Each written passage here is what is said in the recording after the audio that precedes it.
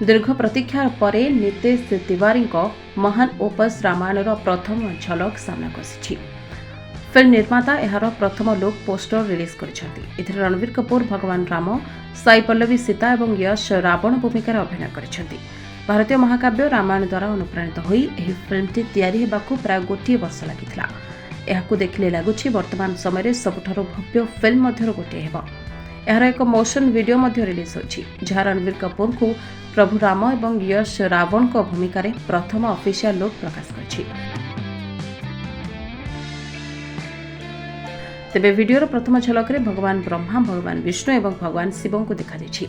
एथिरे राम और रावण मध्य होइतबा युद्ध को समस्त युद्धर अंत घटाइबा पई युद्ध भाव में वर्णना करा जायछि। वीडियो रे रणबीर को प्रभु राम भाव में देखा जाउछि एवं जेतेबेले कि रावण विश्व को ध्वंस करबा पई तांको मिशन रे अछंती। एहार प्रथम झलक पाइबा पई फैंस मध्य बहुत उत्साहित रहिथिले। रणबीर और यश को लुक प्रशंसक मानक प्रभावित करथिबा बेले वीडियो रे थिबा वीएफएक्स समस्तक दृष्टि आकर्षण करिछि। जने व्यवहारकारी लिखिछंती मास्टरपीस देखिबा को अपेक्षा करि पारु नाही। आ जने प्रशंसक लिखिछंती एहा आगरे हॉलीवुड किछि नहे।